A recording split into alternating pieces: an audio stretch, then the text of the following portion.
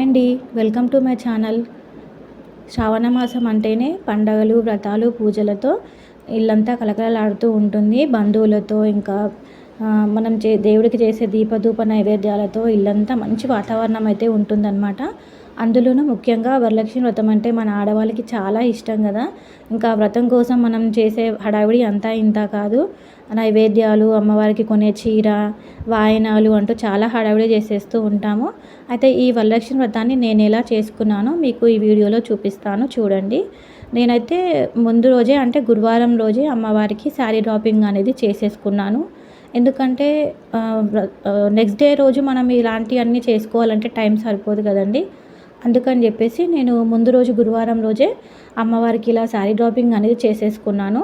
నేను శారీ డ్రాపింగ్ చేసేటప్పుడే మీకు స్టెప్ బై స్టెప్ చూపిద్దామని అనుకున్నానండి. కానీ నాకు అప్పటికే బ్యాక్ పెయిన్ అనేది స్టార్ట్ అయిపోయింది. అందుకని చెప్పేసి స్టెప్ బై స్టెప్కి నేను వీడియో అయితే తీయలేకపోయాను అనమాట.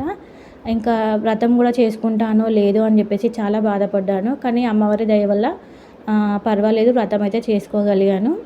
ఇంకా వ్రతం కూడా నేను స్పెషల్గా వీడియోస్ అంటే ఏం తీయలేదండి. నాకు హెల్త్ అనేది సపోర్ట్ చేయలేదు. కొన్ని క్లిప్స్ వీడియోస్ మాత్రం తీసుకున్నాను. అవి నేను మీకు చూపిస్తాను, చూడండి. ఇంకా అమ్మవారికి ఇలాగే శారీ డ్రాపింగ్ చేసి మనం వ్రతం చేసుకోవాలా అనేది ఏం లేదండి. ఎవరి ఇష్టం వాళ్ళది, ఎవరి ఓపిక వాళ్ళదండి శారీ డ్రాపింగ్ చేసుకోవడం అనేది. లాస్ట్ టైం నేను శారీ డ్రాపింగ్ పిల్లలు అడిగారు అని చెప్పేసి అమ్మవారికి శారీ డ్రాపింగ్ చేసి చేసుకున్నానమాట. పిల్లలు, మా వారు, అమ్మవారే వచ్చి అక్కడ కూర్చున్నట్టుగా ఉంది అని అనిపించిందంట వాళ్ళకి. ఇంకా ఎప్పుడు ఇదే కంటిన్యూ చేయమని అడిగారనమాట. సరే ఇంకా వాళ్ళకన్నా ఇంకా మనకి ఏముంది అని చెప్పేసి ఈసారి కూడా అమ్మవారిని నేను శారీ డ్రాపింగ్ చేసుకునే వ్రతం అనేది చేసుకున్నాను. అంటే శారీ డ్రాపింగ్ చేసుకున్న మనము మళ్ళీ చిత్రపటాన్ని ఉంచి కలశాన్ని పెట్టుకొని వ్రతం అనేది చేసుకుంటాం కదా. అంటే నేనైతే కలశం పెట్టుకోనండి. కలశానికి బదులుగా అందులో మట్టి ప్రమిద ఉంచి వాటిలో కొంచెం బియ్యం పోసి దీపం అనేది పెట్టేసుకొని ఆ దీపము వాటితోనే నేను వ్రతం అనేది చేసేసుకుంటాను అనమాట. ఇంకా నేను ముందు రోజే అంటే గురువారం రోజే అమ్మవారి శారీ డ్రాపింగ్ అది అయిపోయిన తర్వాత ఇంకా పూజకి కావాల్సిన సామాగ్రి అవన్నీ ఉంటాయి కదా, అవన్నీ సిద్ధం చేసుకుంటున్నాను అనమాట. అంటే దీపాలు, ఇంకా పీట మీద వేయడానికి కావాల్సిన బట్టలు అవి ఉంటాయి కదా, వాటన్నిటిని ముందు రోజే సిద్ధం చేసి పెట్టేసుకున్నాను. ఎందుకంటే నెక్స్ట్ డే మనకి హడావిడిగా ఉండదు కదా. ఇవన్నీ మనం ముందే రెడీ చేసి పెట్టేసుకుంటే. ఇంకొక చిన్న వీడియో యాడ్ చేశానండి ఇక్కడ పూజ చేసుకునేటప్పుడు. ఇంకా ఇది అమ్మవారికి నేను నైట్ టైంలో అమ్మవారికి ఇచ్చే హారతి అనమాట. అంటే అర్ధరాత్రి 12 నుంచి 1 గంటల మధ్యలో ఈ హారతి అనేది ఇస్తుంటాను. ఇంకా ఈ హారతి గురించి నేను ఇంతకుముందే ఒక వీడియో చేశానండి. ఇంకా మీరు కావాలనుకుంటే ఆ వీడియోలో చూడండి, పూర్తి డీటెయిల్స్ ఆ వీడియోలో ఉంటాయి.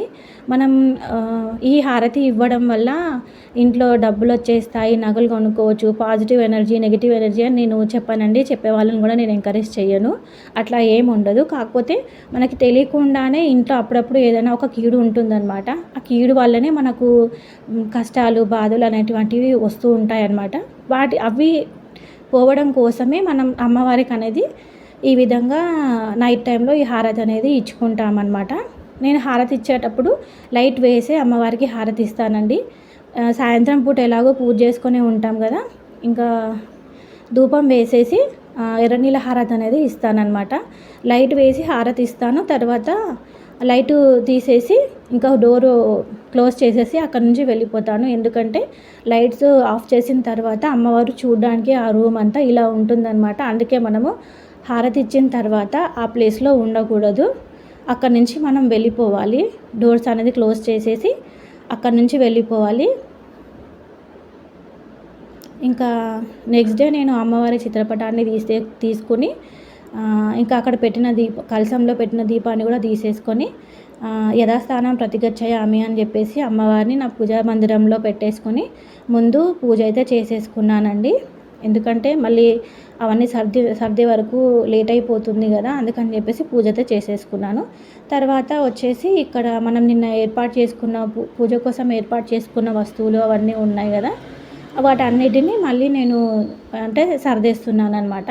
పువ్వులు, తమలపాకులు అవన్నీ ఒక కవర్లోకి వేసేసుకుంటున్నాను. ఇంకా పీట మీద ఇంకా కలశం కింద పెట్టినది బియ్యము అవి ఉంటాయి కదా, వాటిని కూడా ఒక ప్లేట్లోకి తీసేసుకుంటున్నాను.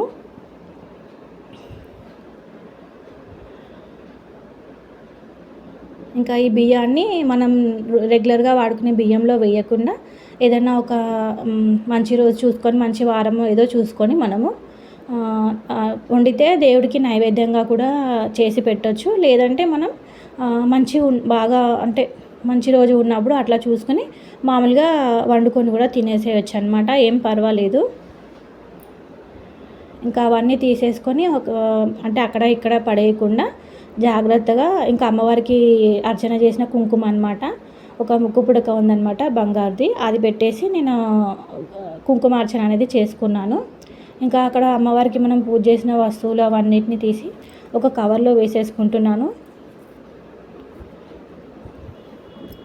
ఇంకా ఇవన్నీ మనం పూజ రోజు ఏర్పాటు చేసుకోవడానికి ఎంత టైం అయితే పడుతుందో, ఇంకా మనం వాటన్నిటిని అక్కడ నుంచి క్లియర్ చేయడానికి కూడా అంతే టైం పడుతుందండి. ఇంకా అసలు నాకైతే హెల్త్ అయితే అసలు సపోర్ట్ కూడా చేయడం లేదు. అయినా కూడా నాకు వ్రతం చేసుకోవాలని ఉండే కాబట్టి చేసుకున్నానండి. ఎవరైనా చేసుకోవచ్చండి ఈ వ్రతాన్ని. ఇంకా ఆనవాయితీ ఉన్న వాళ్ళే చేసుకోవాలి, ఇలాగే చేసుకోవాలి అలాగే చేసుకోవాలని అయితే ఏం లేదు.